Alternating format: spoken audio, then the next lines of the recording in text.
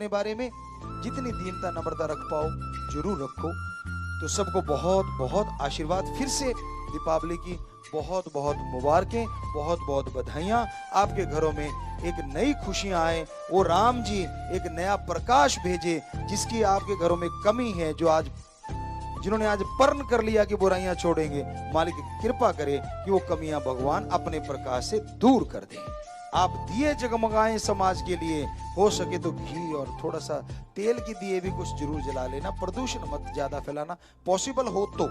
हम कह रहे थे कल कि रोज ही प्रदूषण इतना फैल रहा है, इतनी फैक्ट्रियां हैं, इतने ज्यादा जनसंख्या बढ़ेगी, नीड बढ़ेगी, और नीड बढ़ेगी तो फैक्ट्रियों में धुआंधार लोग इन्वेस्ट करते हैं, वो बढ़ती चली जाती हैं। तो हो सके तो हमने कल भी चर्चा करी थी, क्या फिल्ट्रेशन नहीं हो सकता वो धुआं, बहुत सा पोल्यूशन खत्म हो सकता है। तो एक दिन को माना जाता है, यार इस दिन तो बहुत ज्यादा मतलब वो है कि भाई प्रदूषण हो जाता है। मानी बात, सच है, पोल्यूशन की रेशो तो बढ़ती ही बढ़ती है, लेकिन क्या आम दिनों में जो रहती है वो क्या पटाखों से होती है देखा जाए तो।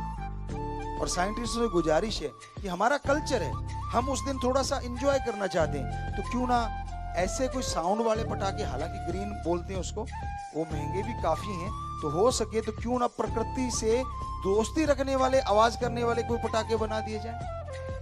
अगर पॉसिबल हो तो इस पे और रिसर्च किया जाए। हम तो हाथ जोड़ के प्रार्थना कर सकते हैं, मर्जी आपकी करो ना करो, हम तो समाज के भले की सोचते हैं, पूरी प्रकृति के भले की सोचते हैं कि अगर वैसा हो जाएगा, हम लोग जो इस त्योहार को मनाने वाले एंजॉय भी करते रहेंगे और प्रकृति को कोई नुकसान नहीं होगा और हमें भी कोई नुकसान नहीं होगा। इसलिए हम तो हाथ जोड़ के ये प्रार्थना ही कर सकते हैं। तो प्यारी साथ संगतियों, अभी बस थोड़ा सा पढ़ने के बाद आज आपको पुराने भजन जो पहले हमने लिखे, अब 800 नए लिख चुके हैं, जो उनमें से कुछ एक भजन आपको सुनाएंगे। मैशअप जिसे आज के युग में बोला जाता है, तो वो आपकी सेवा में सबके ऐसे ही सब आप सुनोगे सारे। अभी जो लिख किया है हमारे भक्त योद्धा, शुभ देवियां, कुल का क्राउन, मर्दानी भक्त बिरांगना गाजी, शहीद महाशहीदों के परिवार, सिरसा, कैथल और पीलीबंगा नाम चर्चा घरों में, आश्रमों में बैठे हुए हैं। हाँ, वो बच्चे खड़े हो जाएं, हमारी शुभ देवियां बेटियां जो आई हुई हैं। सो ये सौर ऊर्जा, अब रामायण में एक जगह मिला हमें कि रावण की जो लंका थी वो गोल्ड की थी और वो जगमगाती थी। अब आपके लिए तो आम बात होगी, अब हम तो क्योंकि साइंस के नजरिए से पढ़ रहे थे, हम उसकी खोज में पड़ गए, ऐसे कैसे। अब आगे हमें मिला कि सूरज आके उसको रोशनी से नहलाता था। तो सीधी सी बात, उनको सौर ऊर्जा का ज्ञान ही नहीं था, बल्कि वो बिजली बना रहे थे जो रात को लंका को जगमगाती थी। क्या समझते हैं आप? लोग कह देते रामायण झूठी है, महाभारत झूठी है, कहानियां हैं। ये पवित्र ग्रंथों से हमने निकाली हुई चीजें हैं, जो अपने नजरिए से औरों ने भी निकाली होगी। हम कोई अपनी बड़ाई नहीं कर रहे, हमें राम जी ने ख्याल दे दिया, गुरु जी ने ख्याल दे दिया, तो हमने ये चीजें निकाली। तो पूरी सौर ऊर्जा से लंका जगमगाती ही नहीं थी, बल्कि ये लिखा है कि चांद की रोशनी से भी वो काम ले लिया करते थे। गजब। और फिर आगे पढ़िए, उसमें लिखा हुआ है हवा आके उनका झाड़ू लगाती थी। आपको लगता होगा हवा कोई देवी होगी, उतराती होगी, लेकिन नहीं, हम तो विज्ञान के नजरिए से पढ़ा कि उसने अपना जो डिजाइन बनाया था इस एंगल से बनाया था कि 8 दिशाओं से जब भी हवा आएगी हर गली में से होके गुजरेगी। और आगे उसने खड्डे बनाए हुए थे कि पत्ते वगैरह सब कुछ उसमें जाता था, पानी उसमें जाता था। आगे उसने पाइपलाइन बिछाई हुई थी, वो जाके यहाँ जाता था तो गड़ सड़के खाद बन जाती थी। इसलिए वहां बाग बगीचे बहुत थे जो हनुमान जी ने उखाड़ दिए थे। शायद आप जानते होंगे, पढ़ा होगा। तो हमने विज्ञान के नजरिए से पढ़ा है, ना कि एक सिर्फ गाने का काम किया। हमने प्रूव किया है कि ये सच था। तो है ना कमाल। और वो जब चाहता था बरसात करवा लेता था।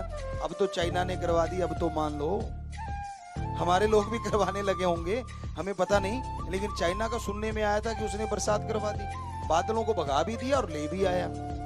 तो चाइना ला सकता है तो रावण क्यों नहीं भाई? बताइए ना, है कोई जवाब? बेचारी साइंस अब कर रही है और उसने कब का कर रखा है यार। कमाल करते हो आप, कभी तो हाँ करो किसी बात पे। सच है ये बात। आप ऐसे नहीं, आप लोगों की बात नहीं है। जो सज्जन सुन रहे हैं कुछ ऐसे भी होंगे, नास्तिक कहते हैं, जो कहते हैं धर्म में कुछ नहीं है। कहते गुरुजी ये चांद जो है आप तो देवता कहते हो। हमने कहा हाँ जी। कहते ये तो पत्थर का है। हमने कहा बिल्कुल। तो आप इसको देवता कहते हो? हमने कहा ना जी। कौन है? हमने कहा उसके हाथ में रिमोट कंट्रोल है इस पत्थर को चलाने के लिए, वो है हमारा चंद्रदेव। सूरज को चलाने वाला है वो है सूर्यदेव। कैसे अपने आप अटके हुए हैं ये हवा में? ये फलाना अट्रैक्शन है जी, ये फलाना है जी, जो मर्जी बनाते रहो। आपने तो आदमी को भी बंदर बना डाला पहले। क्या बता सकते हो पहले मुर्गी आई कि अंडा? बड़ा मुश्किल हुआ पड़ा था पहले तो, आजकल पता नहीं हल हो गया हो तो। अगर अंडा आया पहले तो मुर्गी कैसे आई? मतलब मुर्गी के बिना अंडा आया किधर से? और मुर्गी आई तो अंडे के बिना मुर्गी पैदा हुई किधर से? तो गड़बड़ हुई पड़ी है ना। कई कहते नहीं, एक बार एक साइंटिस्ट आ गए, कहते नहीं गुरुजी मानो ना मानो, बंदर से बिगड़ बिगड़ के आदमी बना। फिर थोड़ी देर बाद कहता नहीं, कुछ देर बाद फिर आए, कहते नहीं कोई कपी है। अब एक तीसरा पकड़ा हुआ है। बुरा ना मानना साइंटिस्ट हो, कोई भी वैज्ञानिक सज्जन सुन रहा हो, हम तो सीधे से हैं, बिल्कुल सिंपल। कोई ज्यादा बहुत पढ़ाई भी नहीं करी दुनियावी, लेकिन रुचि आपको बता दी। सो कहने का मतलब कि आप एक छोटा सा वो कपी जो है या जो बंदर है उसका एक बच्चा ले आइए, अपनी तमाम जायदाद उसके नाम करवा दीजिए और आप वेट कीजिए, इंतजार कीजिए, कभी तो वो आदमी बनेगा। आपके अकॉर्डिंग तो बनना चाहिए। कहते ना ना तब टेम्परेचर ऐसा था, वो बदलता गया टेम्परेचर। तो आज आप इसके लायक हैं, एक हॉल में बिल्कुल वैसा टेम्परेचर, 5-7 हॉल में 5-7 कमरों में वैसा टेम्परेचर क्रिएट कर सकते हैं आप। तो वैसा क्रिएट करके हमें एक बंदर का बच्चा आदमी बनाता दिखा दो तो हम मान लेंगे वाकई ही हमारे पूर्वज बंदर हैं। चैलेंज है हमारा खुला। एक बंदर को उसकी पूंछ जड़ती, फिर वो 2 पैरों पे खड़ा होता, जो आप फोटो में दिखाते हैं, ये ऐसे ऐसे बदलता गया। कहते जी बड़ा टाइम लगा। आप क्रिएट कर सकते हैं, टाइम में मौसम ही चेंज हुआ होगा। बदलाव आने के लिए मौसम काफी हद तक जिम्मेवार है हमारे हिसाब से। बाकी साइंटिस्ट तो पता नहीं क्या क्या बताएंगे, वो उनको पता है क्योंकि उन्होंने रिसर्च किया होगा। लेकिन आज तक ऐसा नहीं हुआ।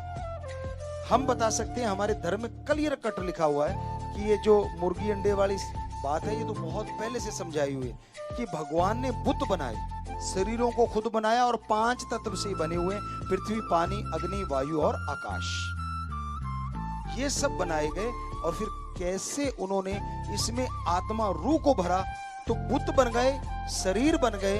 अब आगे प्रक्रिया शुरू हो गई और बाकी आगे उनकी जनसंख्या बढ़ती चली गई। ये धर्मों का सिंपल सा साथ। हमारे इंसानों के बारे में भी साफ लिखा है कि ब्रह्मा जी से ही उत्पत्ति हुई है। अब हिंदू धर्म में कहे तो सभ्य मनु और शतरूपा, इस्लाम धर्म में आदम और हव्वा, और उसमें शायद ईव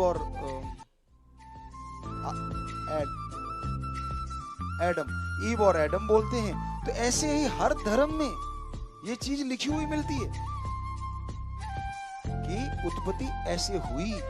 अगर ऐसे नहीं हुई तो बंदर से तो नहीं हम मान सकते, सवाल पैदा ही नहीं होता। ना आपके कपी से माने, पशु से आदमी बन ही नहीं सकता, सवाल ही पैदा नहीं। और रावण की चर्चा हो रही थी। हम ये नहीं कहते कि वो गुणी कम था, वो तो राम जी ने कहा था बहुत गुण है, लेकिन जब उसने बुराई कर दी तो बुराई का प्रतीक बन गया। लेकिन उस गुण की बात करें तो वो तो सफल क्लोन जाता था, और क्लोन भी गजब कि वो सेल से बनाता था। उसके खुद के 5 बच्चे थे, बाकी जो 1 लाख थे वो सारे के सारे क्लोन टाइप थे, सारे के सारे उसके। और सरैन वैद जो था उनकी कारगुजारी थी, दोनों ने मिलके वो चीजें बनाई थी। समुद्र की तलहटी में उनको पैदा किया गया था।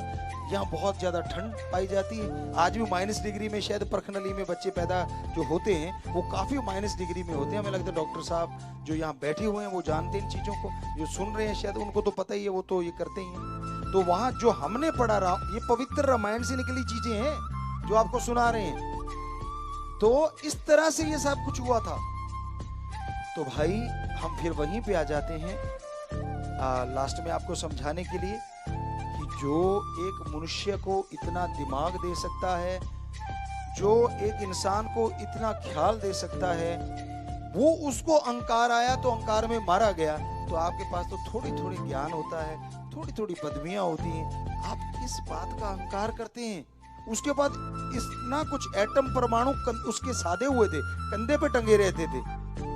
जिसके पास इतना कुछ था, वो उसका हशर क्या हुआ? आज उसके पुतले जलाए जाते। अहंकार, मेनली ईगो, कि मेरे जैसा पूरे वर्ल्ड में कोई है ही नहीं। इसलिए उसने कुछ गलत कर्म करने शुरू किए, और सबसे बड़ा गलत कर्म सीता माता को उठाना रहा, जिसकी वजह से उसका विनाश हो गया। तो आपके अंदर चाहे कितने भी गुण क्यों ना हो, आप कितने भी महान क्यों ना हो, आपसे गुजारिश, अहंकार मत आने दीजिए, क्योंकि ये आता है तो बेड़ा गर्क कर देता है। तो जरूर ध्यान दीजिएगा अपने बारे में, जितनी दीनता नम्रता रख पाओ जरूर रखो। तो सबको बहुत बहुत आशीर्वाद।